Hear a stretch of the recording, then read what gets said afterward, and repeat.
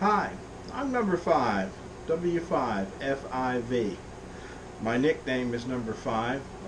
It's a really long story. It's really a funny story, but unfortunately it's probably not appropriate for these circumstances.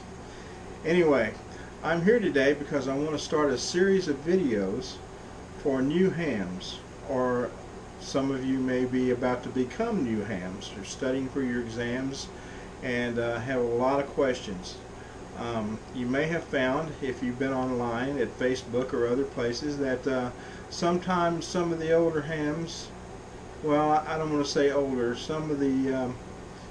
sometimes some of the hams tend to give you a hard time because of what you don't know. You might ask a question about a Chinese radio and they think, oh, that's a bunch of crap. Or they may think that it's a great deal, who knows what. But you're in the dark if you're a new ham. Well, let me tell you about me. I'm an old guy, a lot of gray hair. I was a radio operator in the Navy in the early 70s. But I haven't touched radio since then until this pandemic hit. And so, like a lot of you probably, when the pandemic hit, I was kind of sitting on my thumb and I thought, hey man, this will be a good time for me to get my radio license. So I did just that. I got a technical, and a month later I got my general, and I'm still kind of putting off getting the extra, but I've got the book and I'm kind of on and off studying for it. But anyway, here's the thing. Because I got all this gray hair, people assume I know a lot of stuff, and really I don't. And because I got all this gray hair, a lot of other people in maybe a local club or in different places like that assume that I know a lot more than I do, and I don't. And that might be the case with you, whether you're like me, and I think there probably are a lot of guys like me that are older guys that decided to do this during the pandemic when nothing much else was going on.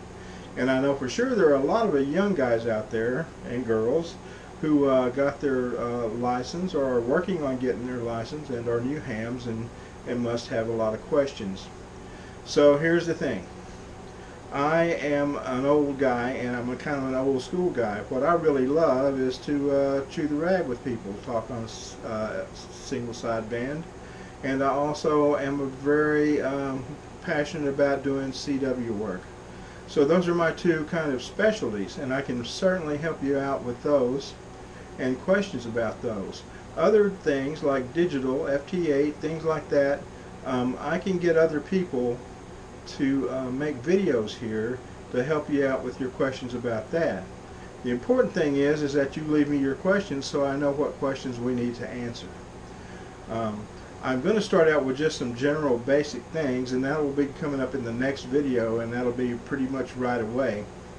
But one of the first things you're going to want to know is, what kind of radio do I get? How much can you afford? What can you get for the money?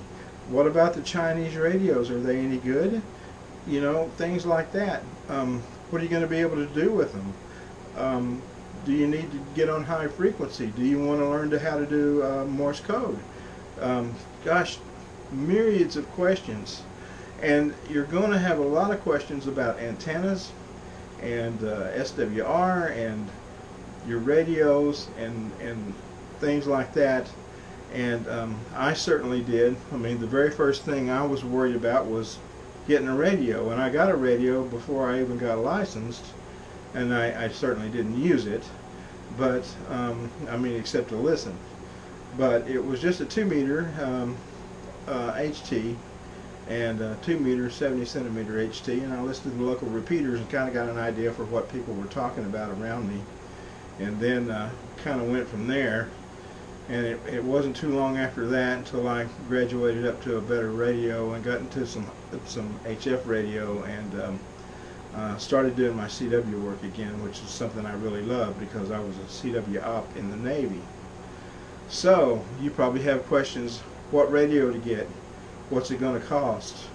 What kind of antenna can I get? What's the best antenna I can get for my money?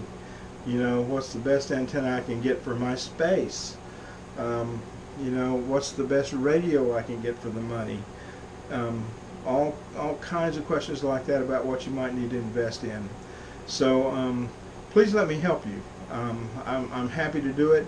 I'm a new ham, and I've been going through this now for a year, where people have said to me, you should know this stuff. Well, how come you don't know this stuff? Well, the first thing I want to say to you is, if you don't know a lot about electronics, and you've studied and you have passed a test, or you're about to pass a test, you're a radio operator. I mean, the license makes you a radio operator. It does not make you an electronics technician. Now, it's great if you know how all that stuff works, but I can tell you, when I was in the Navy, they didn't teach me how to do all kinds of electronics. They taught me how to operate radios, and when something broke, we got it fixed somewhere else. We had technicians on the ship that were able to fix that stuff. So don't let people shame you into thinking you should be an electronics technician just because you've got a general class license, or even an extra class at this point. If you have an extra class license, you are licensed to operate at the highest echelon of the amateur radio bands, and so keep that in mind, and don't let people shame you for what you might not know just because you're a new ham, or just because you're just about to become a new ham. So again, my real name is Jim. My nickname is Number 5. You're welcome to call me Number 5 and address me that way in comments.